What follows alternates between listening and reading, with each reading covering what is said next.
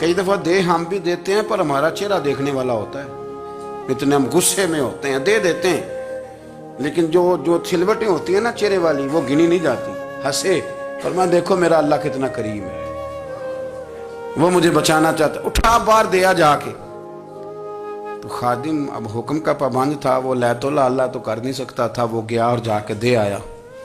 فقیر جب سارے محلے سے آٹا اکٹھا کر لیتے ہیں تو پھر ایک جگہ جا کے بیچتے بھی ہیں۔ دے آیا، وہ 2 گلیاں آگے گزرا تو میں پیچھے دوڑا گیا، میں نے کہا سچ بتا کھانی ہے کہ بیچنی ہے؟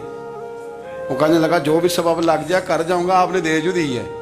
تو کہتے ہیں میں نے اسے کہا کہ یہ 1.5 دینار کی میں نے خریدی تھی، اگر تو 2 دینار کی مجھے بیچ دے تو آج کل مچھلی مدینے میں مل نہیں رہی، تو میں اپنے آقا کو دے دوں گا، وہ یہی کھائیں گے، بیمار ہیں۔ تو کہنے لگا جی بسم اللہ، مجھے کیا اعتراض ہے، 2 دینار مل رہے ہیں، 1.5 کی مچھلی، اور 1.5 کی بھی کسی نے نہیں خریدنی تھی، اب تو پک گئی۔ فرماتے میں نے 2 دینار اس کو تھمائے، وہ مچھلی اس سے خریدی، اور خرید کر کے میں لا کے حضرت عبداللہ ابن عمر کے سامنے دوبارہ رکھی۔ تو فرمایا یہ کیسے آ گئی؟ میں نے کہا حضور 1.5 کی خریدی تھی اور پھر فقیر کو دے دی، اب اسی سے میں 2 دینار کی خرید کے لایا ہوں، آپ قبول فرمائیں۔ تو فرمانے لگے تم نے اچھا نہیں کیا، اب اس طرح کرو 2 دینار بھی اسے دے اور مچھلی بھی واپس دے آؤ۔ عرض کی حضور کیوں؟ فرمایا تم نے قرآن نہیں پڑھا؟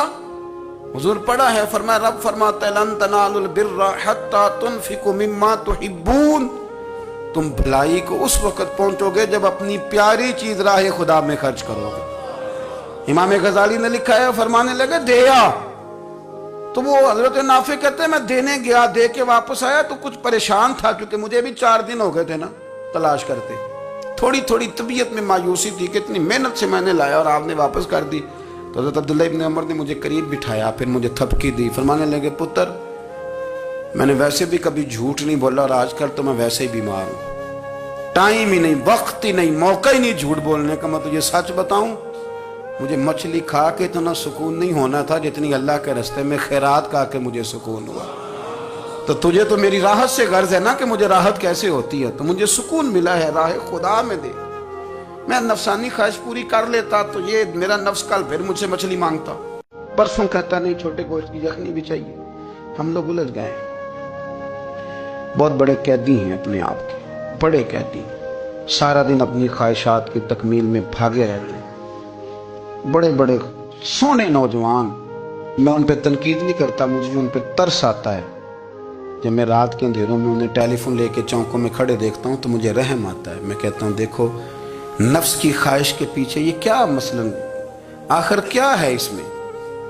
ایک عورت کے پیچھے تباہ کر لیا اپنے آپ کو، یعنی زیادہ سے یہ کوئی مقصود ہے، یہ کوئی مقصد حیات ہے جس کو مقصد بنا لیا ہے؟